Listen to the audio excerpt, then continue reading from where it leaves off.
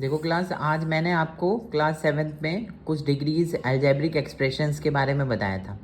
ठीक है, तो देखो मैं आपको दोबारा से ये एक्सप्लेन कर रहा हूँ, कुछ बच्चे को वॉइस क्लियर नहीं हो रही थी।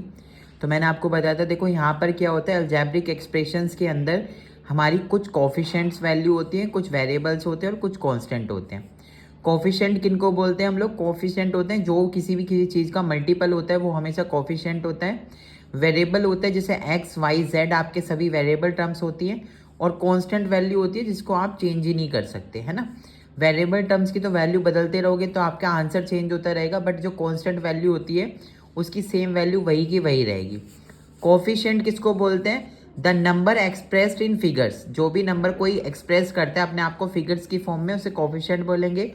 कांस्टेंट वैल्यू होगी जो आपका फिक्स न्यूमेरिकल होगा। वेरिएबल होगा जैसे कि कोई भी एक्स वाई जेड अगर आपको वहाँ पे गिवन देता है तो वो सारे के सारे आपके वेरिएबल टर्म्स का आएगा। और डिग्री ऑफ पॉलिनोमियल में पावर्स को रिप्रेजेंट करते हैं। जैसे यहाँ पे ए का क्यूब गिवन है आपको, तो इसकी बेस वैल्यू तो ए है और जो क्यूब गिवन है वो इसकी एक्सपोनेंट पावर है, जिसको हम पावर से रिप्रेजेंट करते हैं। ठीक है, ये सभी बताया था मैंने। साथ में देखो मोनोमियल क्या होते हैं? मोनोमियल होते हैं जहाँ पर आपकी वैल्यू सिर्फ एक गिवन हो। 3 गिवन है, 2x गिवन है, 5x² y गिवन है। जहाँ पे सिर्फ एक टर्म गिवन होती है उसको मोनोमियल डिग्री बोल देते हैं हम लोग। बाइनोमियल डिग्री के अंदर जहाँ पे आपके दो वैल्यू गिवन देगा, x+3, 5 - 2x, a² - 2abc, ये आपकी बाइनोमियल डिग्री का एग्जाम्पल हो जाएगा।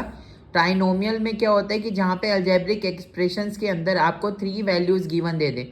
जैसे यहाँ पे 2x - y + 3 गिवन है, x² + y² + z² गिवन है। तो इस तरीके की टर्म्स को हम ट्राइनोमियल बोलते हैं, जहाँ पे आपको 3 वैल्यूज को वो मेंशन करेगा, वो सभी आपकी ट्राइनोमियल्स टर्म होंगी। फिर उसके बाद में क्वाड्रिनोमियल आता है। क्वाड्रिनोमियल देखियो क्या होता है, a का क्यूब + b का क्यूब + c का क्यूब + 3abc, 1 2 3 4, जहाँ पे आपको 4 वैल्यूज गिवन होगा वहाँ पे आपका क्वाड्रिनोमियल कहलाएगा। और पॉलिनोमियल होता है, इससे जितनी भी पावर्स बढ़ के जो भी वैल्यूज गिवन देगा उसको हम पॉलिनोमियल बोलेंगे। ठीक है, और जब भी हम कोफिशिएंट को, वेरिएबल को एंड नॉन वेरिएबल को एक आमने सामने रख देते हैं LHS RHS करके, तो हमारी एक लीनियर इक्वेशन बन जाती है।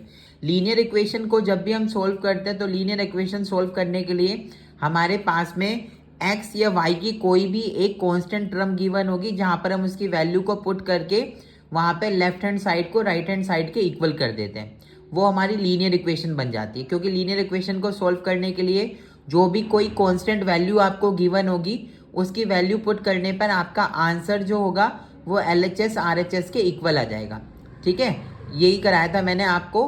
और आपको इसमें जो आज करना है वो ये, चैप्टर के लास्ट में जो आपको एक्सरसाइज गिवन है, चैप्टर के लास्ट में जो भी एक्सरसाइज गिवन है उसके MCQ करने हैं और आपको ट्रू फॉल्स करने हैं। ठीक है।